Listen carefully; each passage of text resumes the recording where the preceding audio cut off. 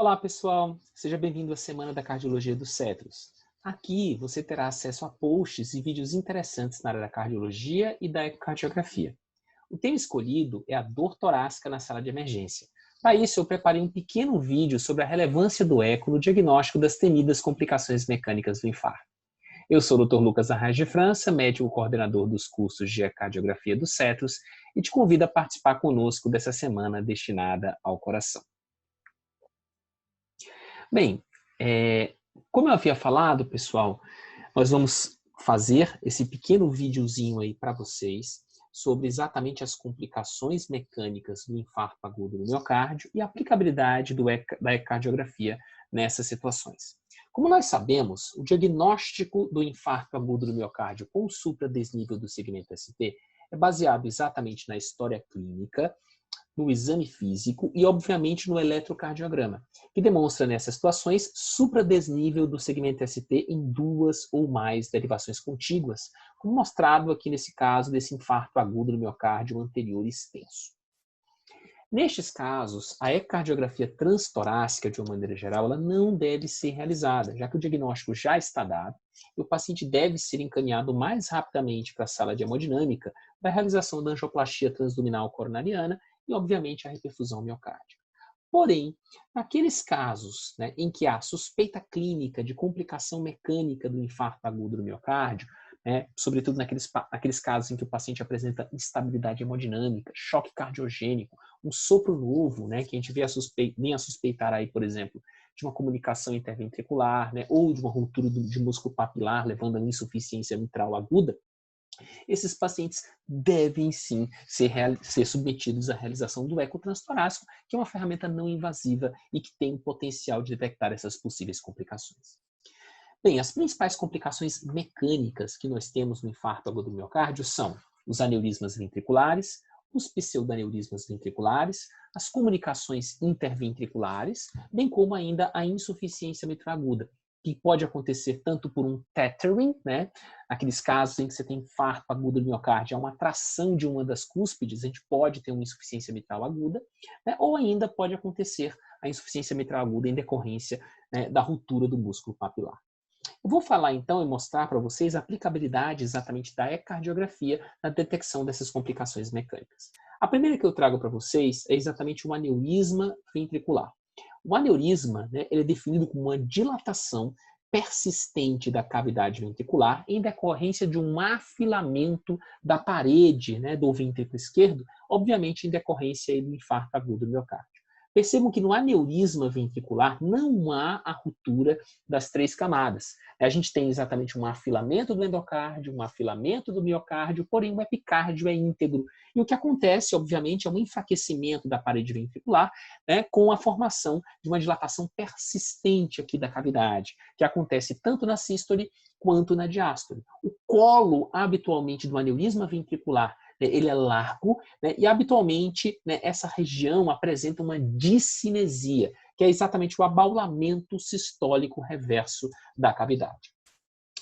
Uma outra complicação bastante temida e que é diagnóstico diferencial do aneurisma ventricular são exatamente os pseudaneurismas. Diferentemente do que acontece no aneurisma ventricular, nos pseudaneurismas a gente tem a ruptura da parede livre do miocárdio. A gente tem exatamente a ruptura das três camadas, endomío e epicárdio, e forma-se um pertuito, que é o colo do pseudaneurisma, que habitualmente ele é estreito.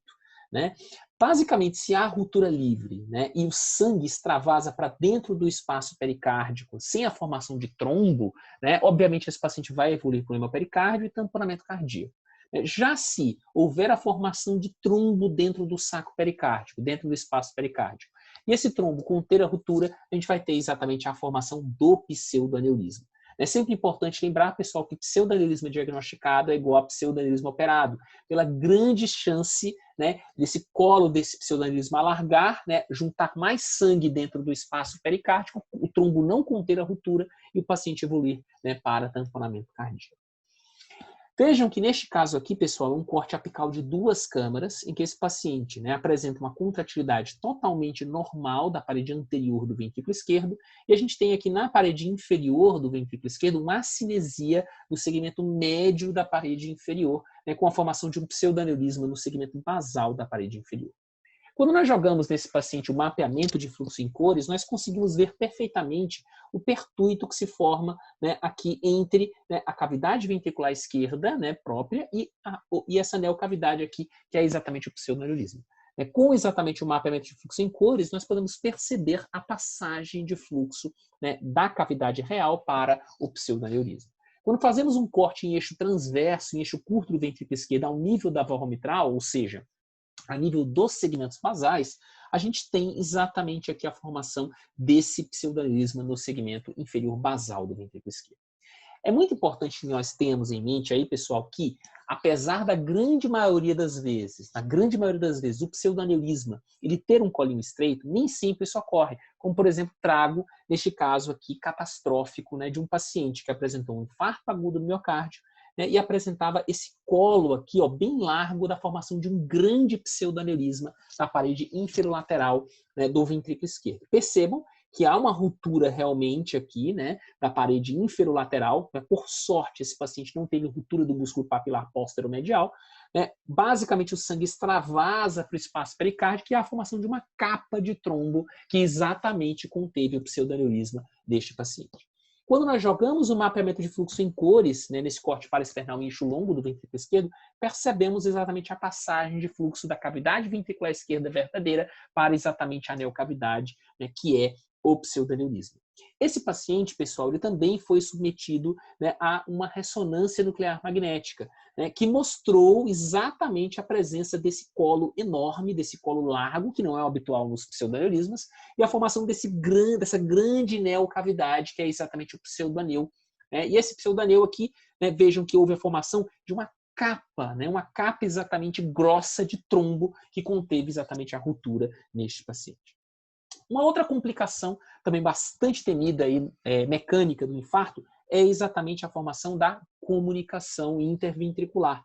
Né? A comunicação interventricular, né, ela basicamente pode surgir, né, como complicação mecânica, em que há exatamente a formação de um pertuito, né, no septo interventricular e a formação, obviamente, de um shunt, né, direcionado habitualmente do ventrículo esquerdo para o ventrículo direito. Quando as comunicações interventriculares evoluem rapidamente, né, para um colo da comunicação grande, um diâmetro grande da comunicação interventricular, esses pacientes podem evoluir com insuficiência cardíaca franca e choque cardiogênico, sendo necessário, o diagnóstico, né, por meio habitualmente do eco transtorácico, né, para que o paciente seja encaminhado o mais brevemente possível para a cirurgia. Percebam que neste caso aqui, né, é um paciente que apresentou um infarto agudo do miocárdio em território de descendente anterior. Percebam que ele tem aqui, ó, no corte paraesternal em eixo longo, uma acinesia, né, da parede anteroseptal do VE e a presença de um fluxo bem turbulento aqui, ó, direcionado do ventrículo esquerdo para o ventrículo direito. E esse fluxo também é percebido muito bem aqui no corte apical de 4 câmaras. Né? Percebam que o septo inferior desse paciente médio e a região apical do septo também é acinética e percebe-se exatamente o pertuito, né, através do qual observa-se esse fluxo bem turbulento direcionado do ventrículo esquerdo para o ventrículo direito na região septo apical. Uma outra complicação que nós temos ainda, pessoal, é exatamente a insuficiência mitral. A insuficiência mitral aguda no infarto agudo do miocárdio pode ocorrer tanto por um tethering, como nesse caso que eu mostro aqui para vocês, em que o paciente apresenta, né, uma acinesia da parede inferolateral do ventrículo esquerdo, surgindo aqui um tethering, né, da cúspide posterior, né, e o surgimento de um refluxo, né, de grande magnitude direcionado do ventrículo esquerdo para o átrio esquerdo na sístole. Esse paciente, né, apresentou como complicação principal aí edema agudo de pulmão, um sopro novo, né, em que foi realizada a ecocardiografia transtorácica à beira do leito e detectou essa complicação. E, basicamente, aí, o que pode levar ainda à insuficiência mitral, que é uma das mais temidas e catastróficas complicações do infarto agudo do miocárdio, das complicações mecânicas, é, sem dúvida nenhuma, a ruptura do músculo papilar. Percebam aqui, pessoal, que isso é um exame que foi feito à beira do leito, né, num corte subcostal, e percebam que a gente tem nesse paciente aqui, tinha, né, um infarto agudo do miocárdio de parede inferior com comprometimento do ventrículo direito. Percebam que há uma disfunção sistólica importante do ventrículo direito neste paciente. E o que chama a atenção é exatamente isso aqui, pessoal. né, um músculo papilar roto, né, que exatamente se projeta, né, para o interior do átrio esquerdo na sístole, e esse paciente apresentava uma insuficiência mitral de grande magnitude, tendo evoluído aí para edema agudo de pulmão e instabilidade hemodinâmica. Né? Daí exatamente o reconhecimento que a gente tem que ter dessa importante complicação mecânica. Neste caso aí, era uma ruptura de músculo papilar em decorrência do infarto de parede inferior, no caso, o músculo papilar póstero-medial. Vejam, pessoal, que o ecocardiograma é, sem dúvida nenhuma, uma ferramenta muito, muito valiosa, né, no diagnóstico dessas complicações mecânicas do infarto agudo do miocárdio. Vejam, né, que isso aqui, pessoal, é apenas um pequeno aperitivo do que a gente vai discutir na nossa webinar sobre dor torácica, ao final aí da nossa Semana da Cardiologia. Lembrem-se que esse webinar vai acontecer no domingo, dia 19 de julho. Não deixe de se inscrever, vai ser um evento completamente gratuito. Um forte abraço e te encontro lá. Até lá!